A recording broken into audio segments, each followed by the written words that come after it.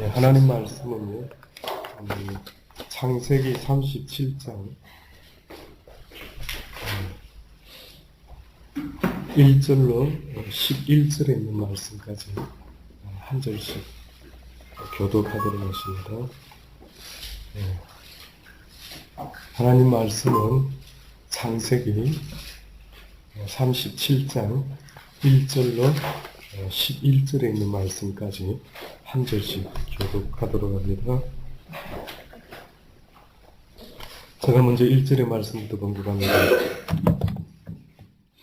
야곱이 가나안 땅 곧 그 아비의 우고하던 땅에 거하였으니 야곱의 양천이 일어나자 요셉이 17세의 소년으로서 그 형제와 함께 양을 칠 때에 그 아비의 첫 빌하와 실바의 아들들로 더불어 함께하였더니 그가 그들의 과실을 아비에게 고하더라. 요셉은 노년에 얻은 아들이므로 이스라엘이 여러 아들보다 그를 깊이 사랑하여 위하여 채색옷을 지었더니 그 형들이 아비가 형제들보다 그를 사랑함을 보고 그를 미워하여 그에게 은사가 불경하였더라. 요셉이 꿈을 꾸고 자기 형들에게 고하며 그들이 그를 더욱 미워하였더라. 요셉이 그에게 나의 꿈을 들으시오. 우리가 밭에서 곡식을 묵더니 내 단은 일어서고 당신들의 단은 내 단을 둘러서서 절하더이다. 그 형들이 그에게 이르되 내가 참으로 우리의 왕이 되겠느냐, 참으로 우리를 다스리게 되겠느냐 하고 그 꿈과 그 말을 인하여 그를 더욱 미워하더니 요셉이 다시 꿈을 꾸고 그 형들에게 고하여 가로되 내가 또 꿈을 꾼즉 해와 달과 11별이 내게 절하더이다 하니라. 그가 그 꿈으로 그 형에게 고하며 아비가 그를 부르시고 내게 이르되 너의 꾼 꿈이 무엇이냐? 나와 내 부모 내 형들이 참으로 가서 땅에 엎드려 내게 절하며 다 같이 봉독합니다. 그 형들은 시기하되 그 아비는 그 말을 마음에 두었더라. 아멘. 이 하나님의 말씀입니다. 야곱에게는 12아들이 있었고 디나라고 하는 딸이 하나 있었습니다. 야곱은 결혼을 원래는 라헬과 자기가 사랑했던 삼촌 라반의 외삼촌 라반의 딸인 둘째 딸인 라헬이라고 하는 딸과 결혼을 하려고 했지요. 그런데 뜻밖에도 라헬을 얻지 못하고 처음부터는요 그 언니인 레아를 얻게 됩니다. 그래서 레아와 첫 번째 결혼을 하게 되고 두 번째 이제 라헬과 결혼을 하게 됩니다. 그리고 그가 이제 삼촌 라반의 집을 떠나서 이제 에서 형을 만나러 가게 됐을 때에 그때에 두 여종을 같이 데리고 옵니다. 그리고 그 두 여종을 통해서도 또한 자식을 가지게 되는데 둘씩 가지게 됩니다. 그래서 결국은 큰언니 레아에게서는 6의 아들을 얻게 되고요. 나머지 라헬을 포함한 3 아내들을 통해서는 또한 6 아들들을 얻게 됩니다. 그래도 그렇게 12아들이 있었는데도 불구하고 아마 그 야곱의 마음에는 사랑했던 그 여인을 통한 아들 그 요셉과 베냐민 이 두 아들을 아마 마음에 늘 두고 있었던 모양입니다. 어떻게 알 수 있느냐고요? 드디어 그가 가족들을 이끌고 또한 요셉이 태어났을 때 그 아들을 또 이끌고요. 이제 형 에서가 사는 곳으로 귀향하게 됩니다. 그때 형 에서를 만났을 때에 야곱이 형 에서의 마음을 과거에 내가 형의 장자권을 뺏어왔을 때 그 형이 아직도 그것을 마음에 품고 두고 보자 이놈 언젠가 만나기만 하면 내가 원수를 갚으리라. 혹시 그 형님이 그때까지도 아직 그 과거를 잊지 않고 마음에 두고 있었다 한다면은 이거는 큰일인데 하는 마음 때문에 걱정 근심 가운데요. 드디어 형님을 만났을 때에 먼저는 소떼와 양떼들을 앞에다 두고요. 그 다음에 첩에서 난 아들들과 그 다음에 순서를 딱 정해놨습니다. 그러고 나서 그 다음에 레아에게서 난 레아와 아이들 그리고 맨 마지막 쪽에 만에 하나 형이 안 갚으면 요거 니놈의 아내와 이 자식들이 요 왼수의 새끼들 뭐 이래가지고 혹시나 야곱의 마음속에 무슨 일이 생기면은 순서대로 죽어도 조금 덜 아마 그런 순서를 나름대로 억지로 정했던 모양이죠. 그렇게 정해놓고 맨 마지막에 보니까 결국 자기가 사랑했던 라헬과 요셉이라는 그 둘을 맨 마지막에 봅니다.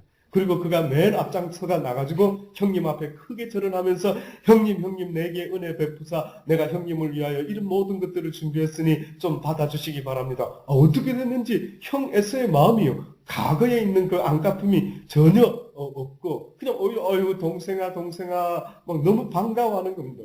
그랬더니 막 야곱의 마음도 너무 좋아가지고 아유 형님 얼굴 보니까 하나님 얼굴 보는 것 같이 제가 기분이 너무 좋습니다 하고 막 모든 선물들을 이렇게 줍니다. 그때 괜찮다 아우야 네 거 나도 충분히 있으니 네 거는 네가 가지거라. 아닙니다 형님 끝까지 받아주십시오 해서 강권해서 드디어 선물을 형에게 주게 됩니다.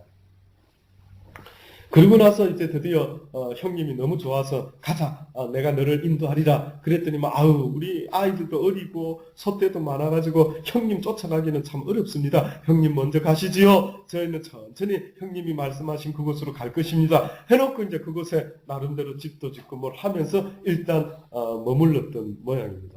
그렇게 이제 머물면서 세월이 흘러갑니다. 아마 요셉이라고 하는 그 사랑스러운 아들, 내가 결혼하고자 했던 그 여인을 통한 그 첫 번째 아들, 그 사랑스러운 요셉이라고 하는 그 아들이 드디어 17살이 되었을 때에 그 전에까지는 요셉은 어떤 인물이었는지 전혀 성경에 나오지가 않습니다. 그런데 17년 된 이후 17살 됐을 때 요셉의 이야기가 나오죠. 그래 오늘 본문의 말씀이 그겁니다. 야곱이 가나안 땅 곧 그 아비의 우거하던 땅에 거하였으니 야곱의 약전이 이러하니라. 요셉이 17세의 소년으로 그 형제와 함께 양을 칠 때에 그 아비의 첫 비라의 실바의 아들들로 더불어 함께하였더니 그가 그들의 과실을 아비에게 고하더라. 많은 성경학자들도 그러고요. 이 요셉이 가만히 보니까 스타일이 조금 형들의 부족함을 고자질하는 녀석 아닌가? 뭐 이렇게 이제 조금 그런 각도에서 이야기들을 하는 경향이 있습니다. 그리고 또 요셉의 어떤 특징을 어떻게 볼 수 있느냐면은 아빠의 사랑을 받는데 그 사랑을 마음껏 뽐내듯이 누리는 그런 아들의 모습처럼. 그래서 색동저고리 옷을 입혔는데 누구만 입혔다고요? 요셉한테만. 조금 또 야곱도 문제 아닙니까? 이 집안에 요셉도 문제지만 야곱도 좀 문제인 것 같습니다. 왜 여러 자식이 있는데 너무 그 자식 편애하는 것 아닙니까? 뭐 이런 또 마음을 가질 수도 있습니다. 근데 요셉은 어떤 면에서는 꿈꾸는 자다라고 하는 별명이 있을 정도로 아마 자라면서 어떤 꿈을 많이 꾸기 시작한 모양입니다. 근데 어느 날 여러분도 아는 것처럼 형들한테 완전히 아버지한테까지 어떻게 보면 얘 너무 심한 거 아니야? 이런 꿈을 하나 꾸게 되죠. 그 꿈이 뭡니까? 꿈을 이야기하는데 요셉이 꿈을 꾸는데 첫 번째 꿈은요. 밭에서 곡식을 볕단을 묶었는데 요셉의 볕단은 일어나고 그리고 나머지 볕단들이 둘러서서 그 다음에 절을 하는 겁니다.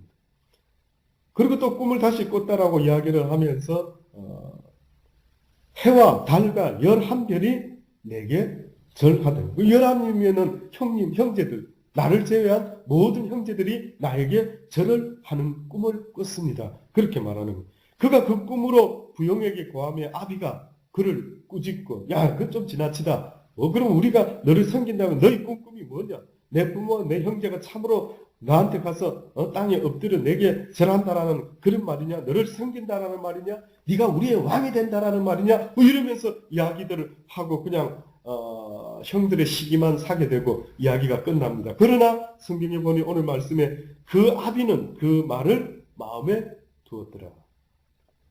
야곱은 그 마음을 그 아들의 그 꿈 이야기를 마음에 두었던 거예요. 이 정황으로 보면은 도대체 요셉이라는 아이가 어떤 인물일까? 여러분 쉽게 이해가 안 되시죠? 그러나 조금만 지나면요. 요셉이 이상한 아이가 아니었다라는 사실을 확연히 알 수가 있습니다. 쉽게 말하면은 왜 요셉이 형들의 잘못을 에비에게 고했다라고 하는 것은 어떻게 보면 요셉이라는 사람은 스탠다드였다. 다시 말하면은 아니면 아니요, 예면 예다라고 하는 똑소리 나는 기질이 있는 아이였다. 아무리 형제지만 형이 잘못한 것은 분명히 에비에게 가서 이거는 잘못된 것 같습니다 라고 말할 줄 아는 그 모습은 단순히 인간적인 모습이 아니었던 것입니다. 왠 줄 아십니까? 하나님께서 누구와 함께 있음을 성경이 말하고 있느냐면 요셉과 하나님께서 함께하고 있음을 성경이 증거하고 있는 것입니다. 그래서 나중에 그가 이스마엘의 족속의 손에 상인들, 미디안 상인들에게 그렇게 같이 팔려가게 되죠. 그때 그가 애굽의 시위대장 보디발의 집에 갔을 때에 성경은 뭐라고 증거합니까? 하나님이 그와 함께 하시고 또한 보디발도 그를 보니까 그의 모든 행사가 다 형통하더라. 그러니까 그 증거로 이상하게 이 녀석이 무슨 일을 하면은 일이 착착착착 진행되는 걸 봤을 때 보디발은 이거 이상하다. 누가 도와주나? 누가 저 아이와 함께하는 도대체 누구지? 누구겠습니까? 너의 하나님이 너와 함께하는 걸 내가 본다 할 때 결국은 너 누구냐 물어보지 않았겠습니까? 당연히 너 어디서 온 애야? 예. 아마 형님들 손에서 제가 뭐 팔려왔습니다 말할 수도 있고 아니면 형을 보호하기 위해서 저희 아비는 아브라함의 할아버지가 계시고요. 그 이삭이라고 하는 또한 할아버지가 계셨고요. 지금 저희 아버지는 야곱이라는 아버지가 계십니다. 근데 제가 여차저차 어떤 어려움 속에서 제가 이곳으로 팔려오게 되었습니다. 뭐 나름대로 어떤 이야기를 하죠. 그러나 그렇게 팔려온 이야기보다 제가 봤을 때는 저는 비록 지금 현재 이 모습이지만은 저는 저희 할아버지의 하나님, 나의 아버지의 하나님, 증조부의 하나님, 그 하나님을 믿는 사람입니다. 이렇게 말 안 했겠습니까? 믿어 심치 않습니다. 요나라는 사람과도 비슷한 모양새가 있습니다. 요나가 니느웨 성으로 가서 하나님의 말씀대로 그 성을 경고를 줘서 그들로 하여금 회개케 해라라고 했을 때 저런 인간들 다 망해도 싸지요 하나님 하고 피해갔지요. 피해가면서도 배를 타고 가는데 풍랑을 만났을 때 뱃사람들이 난리가 나고 자기들이 믿는 신에게 살려주소서 하는데 웬 사람 하나가 배 밑창에서 그냥 계속 잠만 자고 있는 거 아닙니까? 도대체 당신은 왜 잠만 자고 있느냐? 누구냐 당신이? 그랬을 때 그 사람이 뭐라 합니까? 만천하에 온천하에 유일하신 하나님인 그 여호와 하나님을 자기는 섬기는 유대인이다라는 것을 소개하는 것입니다. 그러니 유대인들 중에 정말 제대로 된 유대인들 중에 자기를 소개하라 한다면 자기 소개의 맨 앞에 붙는 소개가 뭔지 아십니까? 나는 여호와 하나님을 믿는 사람입니다. 나는 아브라함의 하나님, 이삭의 하나님, 야곱의 하나님, 그 하나님을 믿는 사람입니다고 자기를 당당하게 소개를 하는 것입니다. 오늘 우리 시대에 살아가는 사람들 가운데 많은 사람들이 내가 그 하나님을 믿는 사람입니다 말하는 것을 때로는 부끄럽게 여기는 사람도 있겠지만은 하나님은 나를 부끄럽게 여기지 말라. 나를 부끄럽게 여기지 않냐고 모든 이들 앞에서 나를 증거하고 나를 당당하게 믿노라고 고백하는 그들은 내가 하나님의 나라가 이 땅에 임할 때에 나도 아버지 앞에서 그들을 증거하여 주리라. 나도 아버지 앞에서 저 아들은 나를 믿는 아들 맞습니다. 저 딸은 바로 나를 섬겼던 딸이 맞습니다라고 내가 내 아버지와 허다한 증인들 앞에서 그렇게 나도 너를 증거하리라. 네가 나를 부끄럽게 여긴다면 나도 너를 부끄럽게 여길 수밖에 없지만은 네가 나를 부끄럽게 여기지 아니하고 소개할 때마다 아브라함의 하나님, 이삭의 하나님, 야곱의 하나님 바로 그 하나님을 믿고 있는 사람입니다라고 그 하나님을 영광스럽게 나타낼 수 있고 소개할 수만 있다면은 참으로 복된 믿음이다라고 말씀하십니다. 복된 믿음. 그러니 저와 여러분이 하나님을 믿는 단계가요. 어디까지 올라가야 되냐면 그 누구도 나를 탁 건드렸을 때 당신 누구야? 뭐 하는 사람인데 당신? 어떤 사람이야? 했을 때 가장 첫 번째로 나올 수 있어야 되는 이야기가 바로 나는 하나님을 온 세상 모든 땅을 창조하시고 우리 모든 인간을 창조하신 그 하나님을 믿는 사람입니다.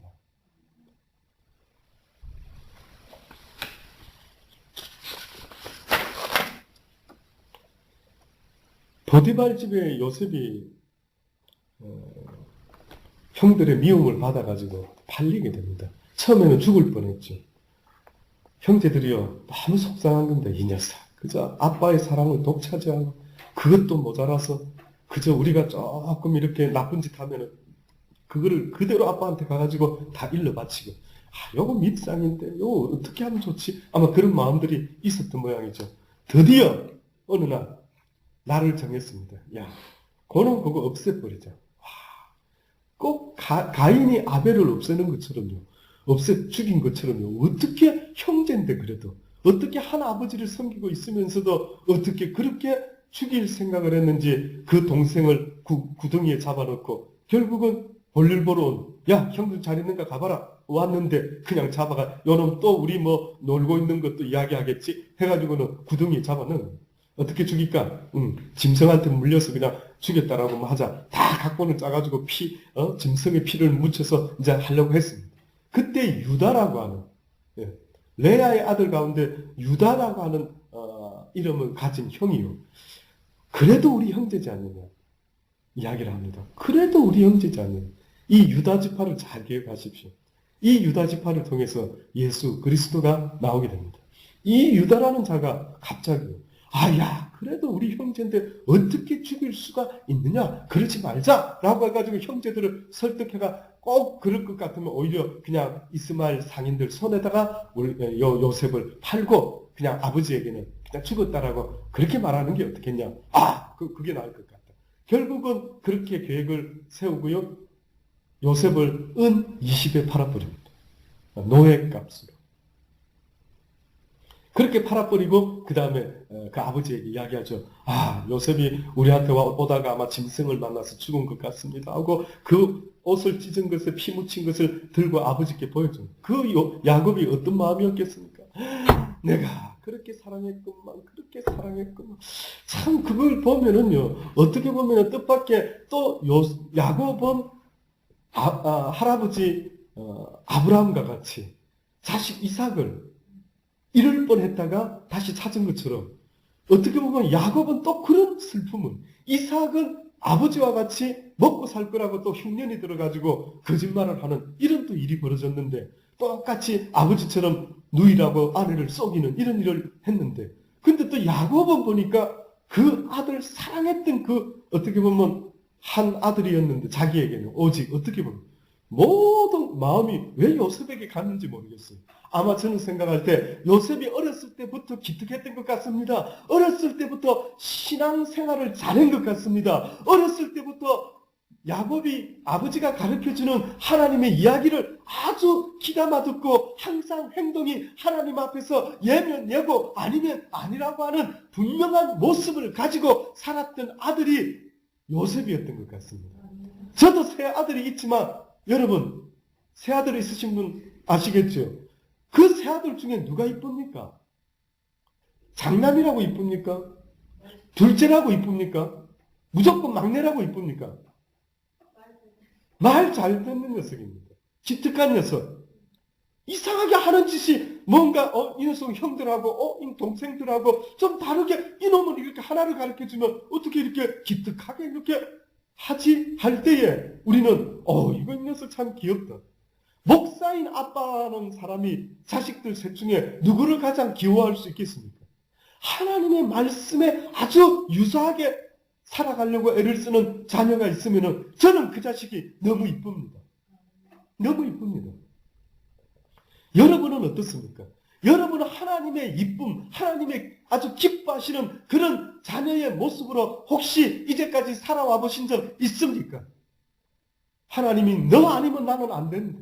나는 너를 생각할 때마다 너무나 이쁘고 기특하고 어째 그래 너는 내 딸로 내 아들로 그렇게 나를 닮았느냐? 어떻게 내 마음을 알고 내가 기뻐하는 것들을 하려고 그렇게 애를 쓰며 살아가고 있으니 네 마음이 참으로 나를 기쁘게 하는 것이라. 네가 참으로 나를 기쁘게 한다. 혹시 그런 음성을 들어보신 적 있으십니까? 그런 느낌을 받아보신 적 있으십니까? 결국 야곱이라는 사람이 요셉에 대한 그 사랑은요, 하나님이 우리에 대한 사랑이라고 믿어 의심치 않습니다. 많은 자녀가 있지만 세상에는 하나님을 믿노라 하는 수많은 교인들이, 교회 다니는 사람들이 있을는지 모르지만 그러나 그 가운데 사랑받는 자는 그것으로 인하여 사랑받는 게 아닌 것입니다. 교회 다니는 것으로, 단지 야곱의 아들이라는 것으로 사랑을 받는 것이 아니었던 것입니다. 결국 팔려간 그 요셉이요, 창세기 39장에 보면은 이제 애굽에 내려가게 되고 바로의 신하 시위대장 애굽 사람 보디발에게 팔리게 됩니다. 거기 성경 그대로 제가 한번 표현해 볼게요. 여호와께서 요셉과 함께 하심으로 그가 형통한 자가 되어 그 주인 애굽 사람의 집에 있으니 그 주인이 여호와께서 그와 함께 하심을 보며 또 여호와께서 그의 범사에 형통케 하심을 보았더라. 이 보디발의 눈이 영안이 열렸단 말입니까? 갑자기 막 하나님이 눈에 보여가지고 하나님이 요셉과 함께 하는 것 같아 보이고 막 이런 걸 본 것 같습니다. 그것보다도요, 현실적으로 이상하게 저 사람이 손대는 모든 일이 다 어떤 축복이 있었다고요? 형통의 복이 있어요. 형통. 그러나 잊지 마십시오. 그 형통의 복이라고 하는 것은 어떤 면에서는 형통하려면은 모든 게 다 요셉이 기뻐하는 일만 있어야 되겠죠. 그 형통 속에는. 그런데 형통하려고 하면은 요셉이 형님들한테 이렇게 팔려오지를 말아야 되는 거 아닙니까?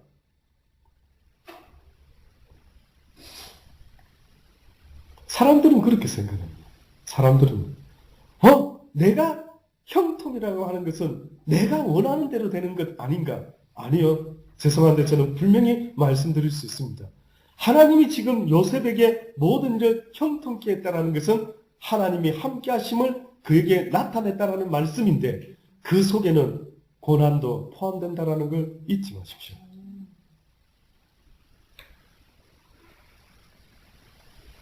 네, 고난도 포함되는 것입니다.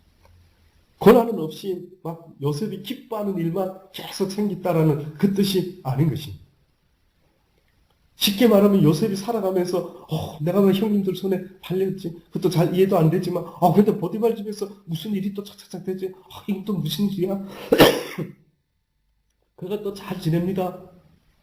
근데 갑자기 또 무슨 일이 생깁니까? 그 보디발의 아내가 이 요셉을 유혹하게 됩니다. 그 후에 그 주인의 처가 요셉에게 눈짓하다가 동침하기를 청하니 요셉이 거절하며 자기 주인의 처에게 이르되 나의 주인이 가중 재반 소유를 간섭지 아니하시고 다 내 손에 위임하셨겠지만 그렇다고 모든 것이 아니라 바로 이 집에는 나보다 큰 이가 없지만은 주인이 아무것도 내게 금한 것도 없지만은 그러나 금한 것이 있다면은 그것은 오직 당신 한 사람뿐 아니겠습니까? 왜? 당연히 상식적으로 당신은 자기 아내이기 때문에 보디발의 아내이기 때문에 어떻게 보디발이 모든 건 네 마음대로 해라 했다고 해서 당신에 대한 걸 까지겠나이까? 그러니 제발 왜 나를 이렇게 자꾸만 유혹하십니까? 그러면서 요셉이 했던 제가 개인적으로 가장 멋진 말, 어떻게 이렇게 멋지게 표현할 수 있지? 그게 뭡니까? 어찌 이 큰 악을 행하여 하나님께 득죄하리까? 어찌 이리 큰 악을 행하여 하나님께 득죄하리까? 내가 하나님을 모르는 사람이면 모르겠지만 이제는 내가 17살밖에 물론 얼마나 지났는지 모르지만 좀 지났겠지만 내가 비록 17살까지 하나님을 배운 것이 다였다고 하지만은 그러나 그 하나님은 분명히 나의 하나님임을 내가 이제는 믿고 살아가는 사람인데 몰랐을 때는 모르지만 그러나 내가 그 하나님을 믿고 사는 이 시간까지는 나는 결단코 하나님이 원치 않는 것은 했다 안 했다? 하지 않았다. 철저하죠. 그러니까 어떻게 보면 이 요셉도 욥과 같이 이 요셉도 베드로와 같이 막 말씀 지키는 일에 목숨을 걸었던 것입니다.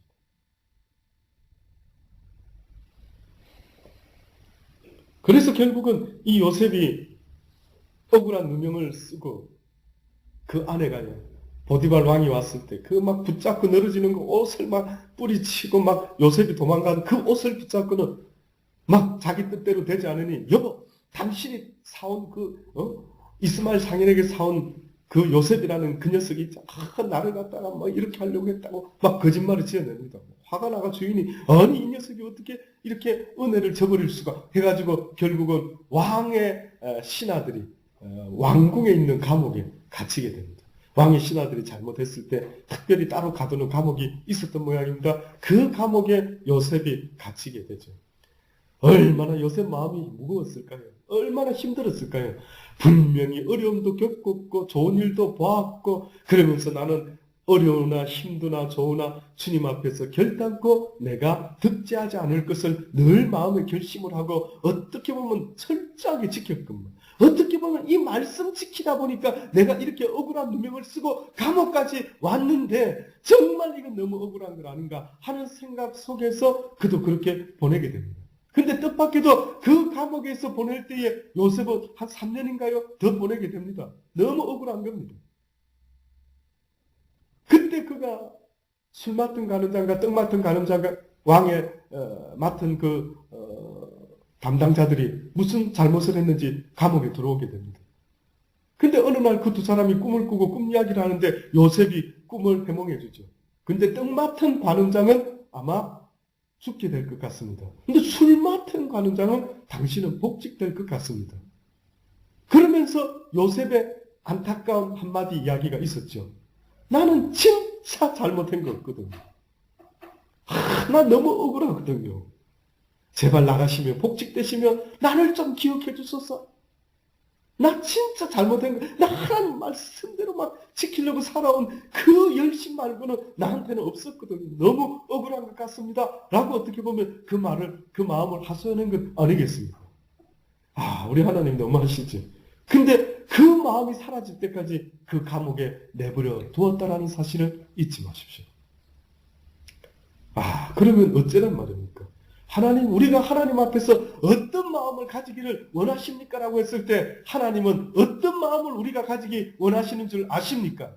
너희가 나를 위하여 잘 될 수도 있고 또한 못 될 수도 있을지라도 잘되게 하시는 이도 여호와시요. 내 인생이 힘든 것도 만약에 주께서 주관하신다면 그 모든 것을 공히 인정할 수 있는 믿음을 가지라는 것 아니겠습니까? 그러니 베드로가 자기 스스로 자기의 믿음을 자랑했을 때 오히려 주님께서는 야단치시는 것 아닙니까? 내가 깨끗게 했다라는데 네가 무슨 이유로 나는 못 먹겠습니다. 이 더러운 짐승, 내 발 달린 더러운 짐승을 이걸 왜 나보고 하나님이 갑자기 먹으라고 이야기하십니까? 라고 했을 때에 하나님은 그에게 어떻게 보면 야단치신 것 아니겠습니까? 내가 깨끗했다는데 너는 도대체 나를 믿는다 하면서 내 말에 순종한다라고 하면서 네가 이해되는 것만 순종하고 네가 이해되지 않는 일은 도무지 순종하지 않는 것이냐? 저도 그것을 깨달았기 때문에 더 이상 하나님께 불평하기가 심히 어렵더라고요. 그래, 내 자신의 삶을 돌아볼 때도 저도 지금 이 순간에도 도무지 이해되지 않는 어떤 힘든 속에서도 그렇다. 하나님께서 하신다면 기꺼이 내가 이해 안 되더라도 하나님을 믿는 그 믿음으로 순종하기를 내가 간절히 원하나이다 하는 그 믿음의 단계까지 가지 못하면 결단코 하나님은 쓰실 수 없는 모양입니다. 바로 그렇게 만든 하나님의 자녀를 통해서 하나님의 이 땅에 하나님이 살아계심을 드러내고 싶으신데 하나님의 역사를 함께 이끌어가고 싶으신데 바로 요셉이 그 모든 것까지도 마음에 내려놓았을 때에 어느 날 갑자기 요셉에게 연락이 옵니다. 바로가 꿈을 꿨는데 어느 비쩍 마른 소와 살찐 소가 있는데 갑자기 그 살찐 소가 나타나서 비쩍 마른 소가 또 나중에 나타나서 살찐 소를 맞습니까? 그렇게 나온 거 맞죠? 갑자기. 아마 그런 이야기가 나오죠. 그때 그 꿈을 해몽을 이야기도 안 하는데 요셉이 해몽을 하지 않습니까? 앞으로 풍년이 한 7년 될 것 같습니다. 그때에 부지런히 준비를 하셔야 되겠습니다. 왜? 그 다음 7년은 완전히 너무너무 어려운 흉년이 올 것입니다. 꿈 해몽을 쫙 하는 거예요. 이야, 어떻게 내가 꾼 그거를 네가 그렇게 알지도 듣지도 못하고 어찌 그렇게 정확하게 이야기하는 거예요. 그래서 결국은 요셉이 네가 총무를 해라 라고 하면서 갑자기 감옥에서 애굽의 총리 대신이 기가 막힌 일입니다. 요셉이 한 것이라고는 세상적으로 노력했던 것이 아니라 무슨 노력을 한 것입니까? 하나님 앞에서의 믿음의 연단을 받으면서 날마다 주의 말씀, 주의 뜻이 뭘까를 고민하면서 그렇게 애쓰고 몸부림친 것밖에 없었고, 되는 꼴이라고는 그저 어이구 그래 하나님 믿더만 네 꼴이 잘 되고 있다 뭐 이렇게 사람들한테 비아냥거릴 만한, 그래 네 인생이 그 모양이네, 뭐 아빠한테 옛날에 사랑받았다고, 그래 네 형들한테 미움받고 시기질투 받아서 그렇게 죽을 뻔하다가 종으로 팔려가고 그게 좀 되나 싶었더니만 또 이제는 보디발의 아내에 의해서 억울한 누명을 쓰고 감옥까지, 아이고 네 인생이 참 불쌍하다라고 봤는지 모르죠. 그러나 요셉이라는 사람의 삶 가운데 그는 항상 잊어먹지 않았던 것은, 나는 너희들 앞에서 살아가는 인생이 아니라 너희가 나의 인생을 저지하지 마라. 너희가 내 인생을 함부로 말하지 말아라. 나의 인생은 오직 여호와께서 판단하실 것이라. 내가 그분 앞에서 살아왔으니 내가 어찌 그분 앞에서 득죄하리라고 고백했던 것처럼, 내가 신경 쓰는 분은 너희들이 아니라 나를 지으신 내 아버지 아브라함의 하나님, 이삭의 하나님, 야곱의 하나님, 그 하나님을 나는 오늘날도 섬기며 그 하나님 앞에서 살아온 것뿐이네 라고 고백한 것 아니겠습니까? 그렇습니다. 참 멋진 것 같습니다. 야, 거기에 모든 승부수를 걸고 몸부림을 쳤던 그 요셉을 통해서 저와 여러분도 오늘 우리 시대에 많은 사람들은 보여지는 세상 사람들의 그 안목을, 그 보여지는 것에 모든 걸 걸고 그들의 칭찬을 기뻐하고 즐거워하고 취하는지 모르지만은, 그러나 여러분과 저는 날마다 주의 말씀대로 한번 살아보려고 날마다 애를 쓰고 몸부림치며 기도하는 그 모습이 비록 세상 사람들 눈에는 좋아 보이지 않을는지 모르지만은요, 잊지 마십시오. 하나님이 우리를 이 땅에 보내신 것은 바로 그 목적 하나 때문에 보내셨다라고 하는 사실입니다. 너희가 이 땅에서 배워야 될 것은 믿음이요, 이 땅에서 너희가 배워야 될 것은 고난 가운데 인내함으로 믿음으로 나 여호와를 사랑할 수 있는 그 모습을 배우지 못하면 너희는 결단코 영원한 나의 나라에 올 수가 없는 것이라. 귀 있는 자는 들으라. 이 땅은 잠시 잠깐 있다가 없어질 세상이라. 이 땅은, 모든 세상은 헌 옷과 같이 낡아짐으로 언젠가 벗어 버려야 되는 세상이 되고 만단다. 이 세상에는 항상 죽음이 있단다. 이 세상에서는 영원히 살 수가 없단다. 이 세상에서는 안식이라는 것은 있을 수가 없단다. 이 땅에서는 힘 있을 때, 아직 낮을 때에, 너희에게 기회가 있을 때에 날마다 주의 말씀대로 살려고 애를 쓰고, 또한 내 이웃을 내 몸과 같이 살려고, 사랑하려고 애를 쓰며 살아가는 그 몸부림의 삶이 너희들 가운데 있을 때에, 바로 그것이 너희의 영원한 생명을 결정하게 되는 것이다. 그 모습이 있어져야 됩니다. 이 땅에서 세상적으로 먹고 살아라고 그렇게 하나님이 우리 인간을 죄송하지만 만든 게 아니라는 사실을 그 나라에 가서 알게 되면, 죄송한데 때가 늦다라고 말씀하지 않습니까? 지금 이 시대마다 하나님이 보내는 주의 종들의 입을 통해서 들으라고 말씀하고 있는 것입니다.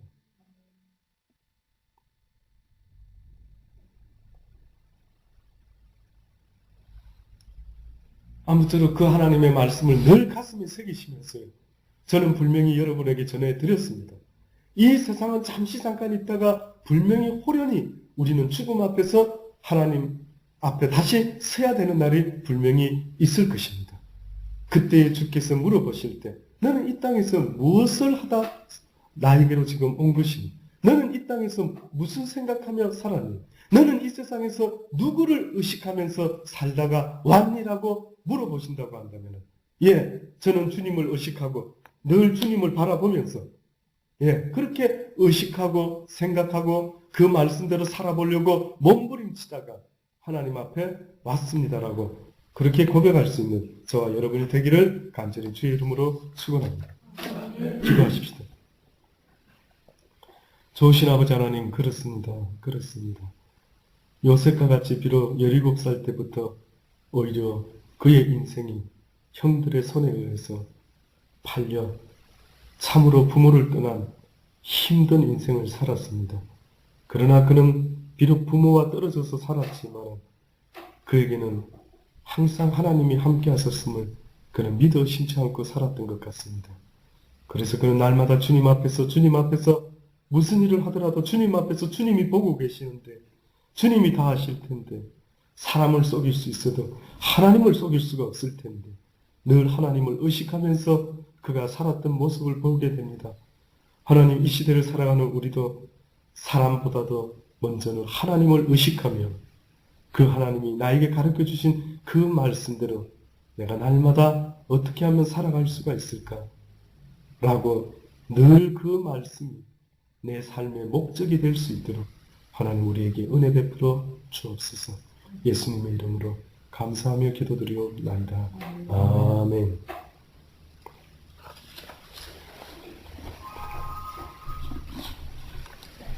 찬송 훈련 드리십니다. 173장 불길 같은 성실.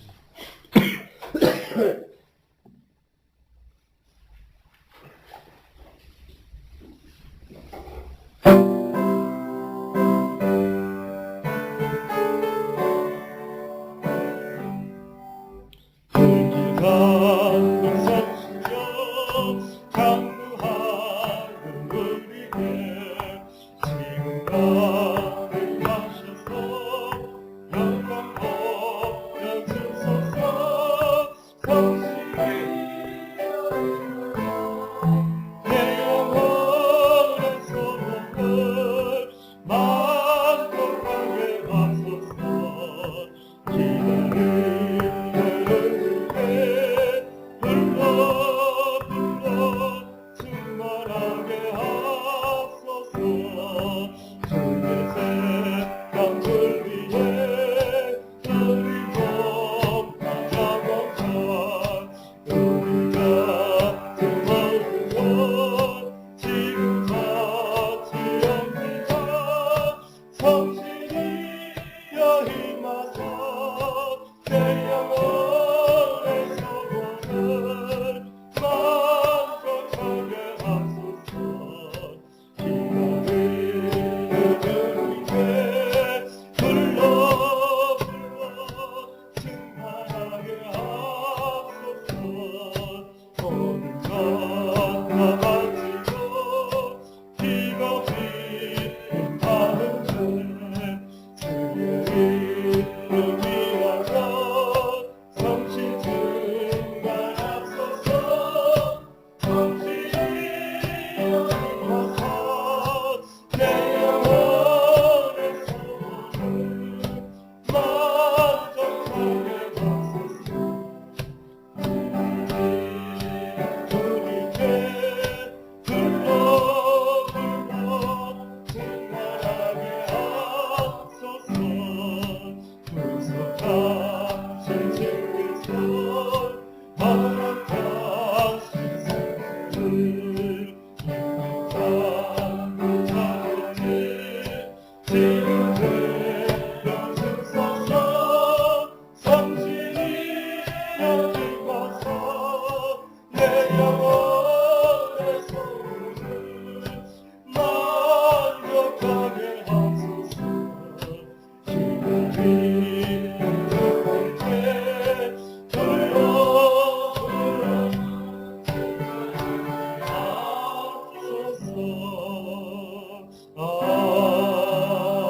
아멘. 지금은 우리 주 예수 그리스도의 십자가의 구속 연천과 예수 그리스도를 이 땅에 보내신 하나님의 크신 사랑과 성령님의 내주하시고 교통하심, 이제 하나님의 말씀을 받아들고 이 세상 살아나갈 때에 많은 사람들의 눈을 의식하며 사는 것이 아니라 나를 지으신 하나님, 이 땅에서 내가 육 가운데 살아가는 날 동안 내가 어떠한 믿음으로 어떠한 모습으로 하나님을 사랑하며 섬기며 사는 것을 하나님께서 보기를 원하심을 잊지 말고 그 하나님 앞에서 살아갈 것을 결심하고 돌아가는 모든 하나님의 사람들 머리머리 위에 지금으로부터 영원까지 함께 있을지어다. 아멘.